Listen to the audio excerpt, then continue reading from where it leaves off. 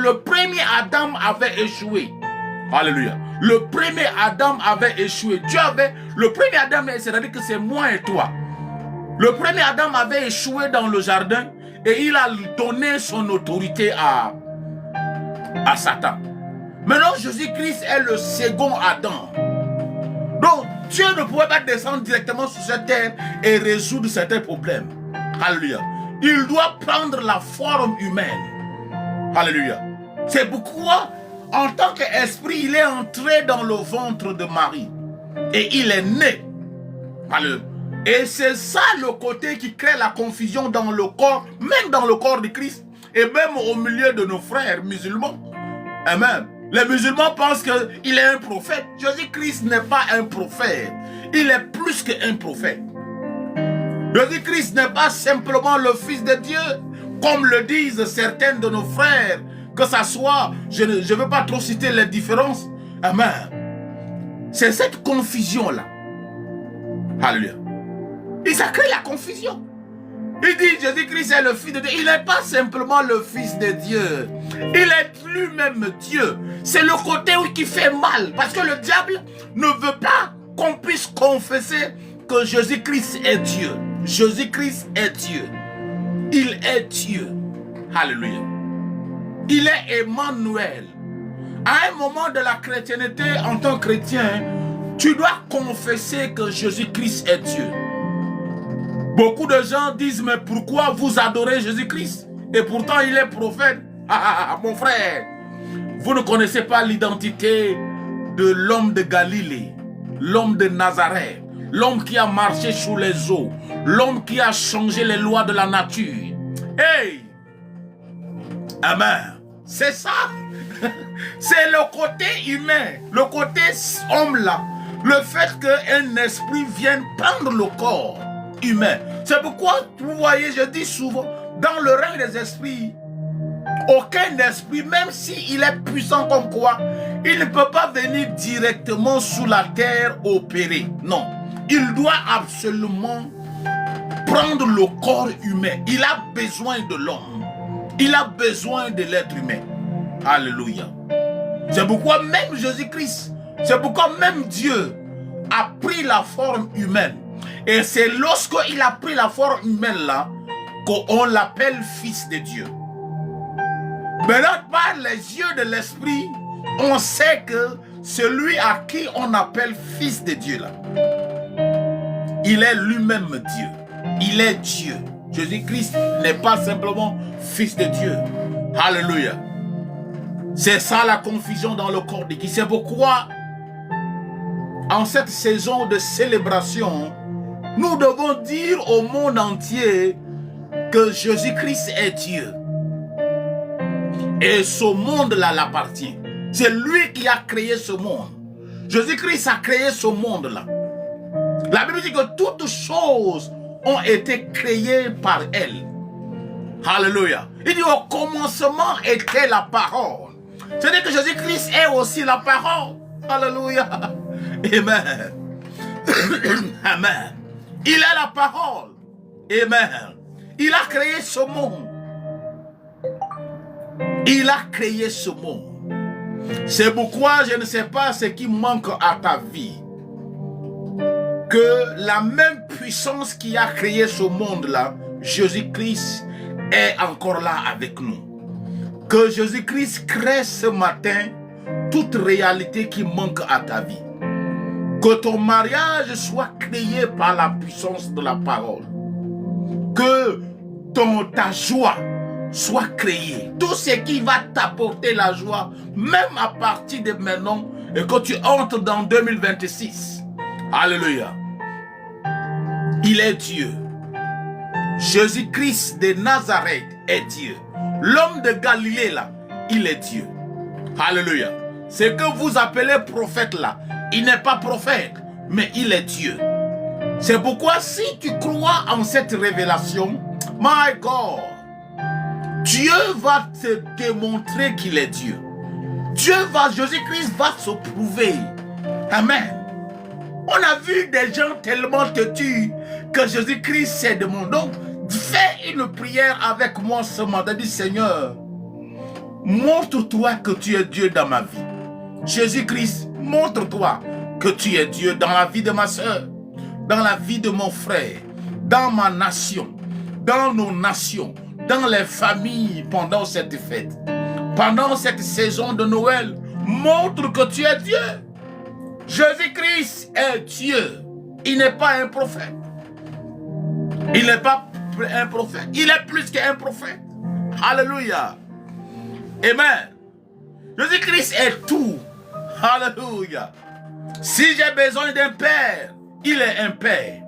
Si j'ai besoin d'un ami, il est un ami. Si j'ai besoin d'un époux, il est un époux. Si j'ai besoin d'un compagnon, il est là avec moi. Amen. Si j'ai besoin d'adorer un Dieu, il est mon Dieu. Il est Dieu lui-même. Il est Dieu assis sur son trône. Alléluia. Il est assis sur le trône à la droite du Père. Et il est aussi assis sur le trône de mon cœur. Il est assis sur le trône de ton cœur. Alléluia. Et Paul dit que nous sommes assis dans les lieux célestes avec lui ensemble. Est-ce que tu sais que tu es assis dans les lieux célestes? C'est pourquoi? Ça, c'est une dimension que vous devez comprendre. Nous sommes assis dans les lieux célestes. C'est-à-dire qu'en tant que chrétien, quand tu comprends la divinité de Jésus-Christ, tu opères à partir d'une autre réalité. Tu opères à partir d'un autre règne. My God, qu'à partir de 2026, que Dieu démontre, il y a des nations que les gens vont confesser qu'il est Dieu. Alléluia. Il est assis sur le trône. Amen. Et il est aussi assis sur le trône de mon cœur. Dis à Jésus ce matin que tu es assis sur le trône de mon cœur. Tu es assis sur le trône de mon cœur. Tu es assis sur le trône de mon cœur. Tu es assis sur le trône de mon cœur. Nous sommes assis dans les lieux célestes. C'est-à-dire que dans la réalité spirituelle, nous sommes assis avec lui. Amen. Dans une dimension céleste. C'est-à-dire que je peux être en train de vous adresser, mais je parle à partir d'une autre réalité. C'est pourquoi la chrétienté, même pour les chrétiens, ignorants, c'est incompréhensible. La chrétienté est une école des mystères, est un chemin pour des mystiques. C'est pourquoi il y a une certaine dimension de la chrétienté. Si vous n'aimez pas les mystères, vous n'allez pas comprendre la chrétienté. La chrétienté va devenir un fardeau pour vous. Vous n'allez pas comprendre. Alléluia. Seigneur Jésus, nous t'adorons parce que tu es Dieu. Et à partir de 2026, Seigneur, de la même manière que tu es assis sur ton trône, assis-toi sur le trône des cœurs des hommes et des femmes. Nous voulons qu'en 2026, que les chrétiens, amen, acceptent et confessent que tu es assis sur le trône de leur cœur. Le défi à relever pour l'année 2026, c'est que Jésus-Christ doit être assis sur le trône de ton cœur. Je ne parle pas d'être l'objet de ton raisonnement. Alléluia. Qu'il soit assis sur le trône de ton cœur. Qu'il soit assis sur le trône de ton cœur. Qu'il soit assis sur le trône de ton cœur. Qu'il soit assis sur le trône de ton cœur.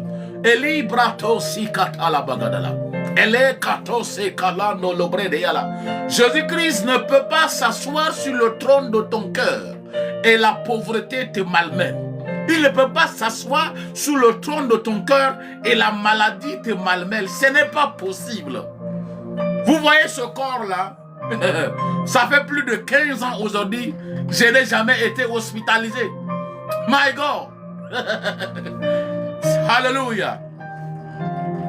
Je ne connais pas. Il y a certains médicaments là, je ne connais pas leur nom. Amen. Je vis comme si les pharmacies n'existent pas. Je vis comme si... Alléluia. Je vis comme si les pharmacies n'existent pas. Amen. Cela sera ta dimension au nom de Dieu. Quand Jésus-Christ s'assit sous le trône de ton cœur, my God, aucune maladie peut s'asseoir sous le trône de ta vie. Aucune malédiction peut avoir accès à ta vie. Amen. Je suis au-delà de la malédiction. Je ne cherche pas la bénédiction. Je suis moi-même une bénédiction. Quand tu es chrétien et que Jésus-Christ s'assit sur le trône de ton cœur, alléluia. Quand Jésus-Christ s'assit sur le trône de ton cœur, tu ne cherches pas la bénédiction. Tu deviens une bénédiction. C'est pourquoi je t'amène dans cette règne.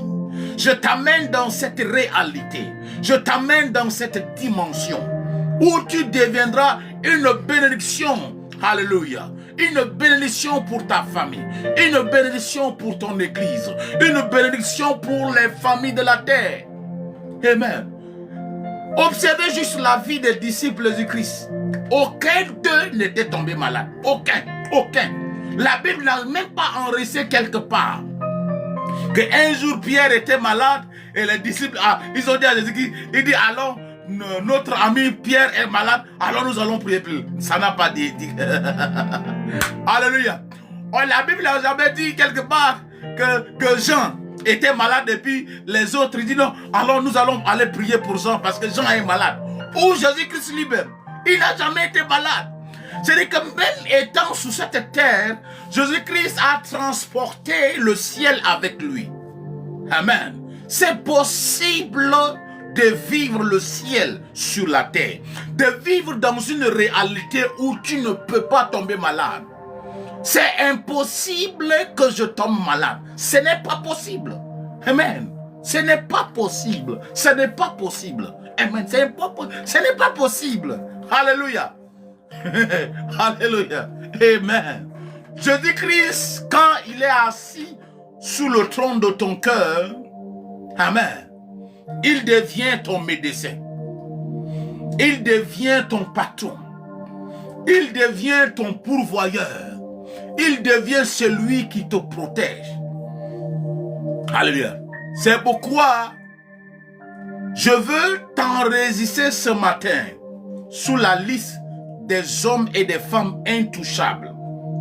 Il y a des fois des gens ne connaissent pas. Il y a des fois quand les gens ils voient les hommes de Dieu, ils pensent que tous les hommes de Dieu sont pareils. Amen. Nous ne sommes pas tous pareils. Il y a parmi nous là, il y a les intouchables. Il y a les intouchables. Que si Jésus-Christ s'assit sur le trône de ton cœur, tu deviens un intouchable. Tu deviens un intouchable. Aucun sorcier ne va toucher. Tous les sorciers qui ont attenté à ma vie, ils sont tous morts. Il n'y a aucun sorcier vivant qui peut faire le projet, dit non, je vais avoir le prophète. Ça c'est mensonge. Ça c'est mensonge. C'est pour tous les sorciers qui veulent s'en prendre à ma vie là, ils sont morts. Ils sont morts. Tu ne peux pas tenter. Je suis intouchable. Et en 2026, tu es intouchable au nom de Dieu. La maladie ne va pas te toucher.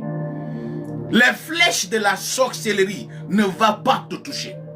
Dans le nom de Jésus-Christ de Nazareth. Amen.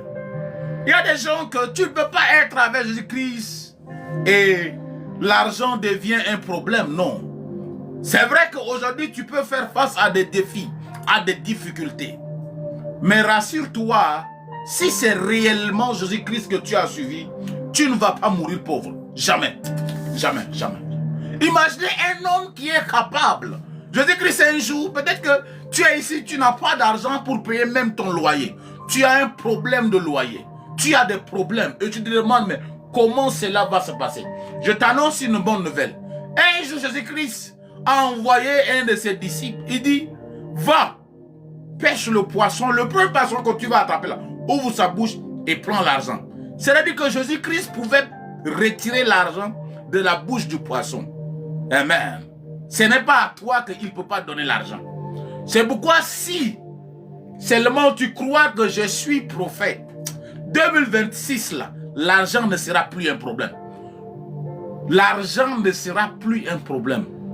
Si réellement, parce que si Jésus-Christ est déjà assis sur ton trône, le trône de ton cœur, Jésus-Christ n'aura pas peur de te donner l'argent. Il y a beaucoup de chrétiens que même le ciel a peur de leur faire sortir de la pauvreté.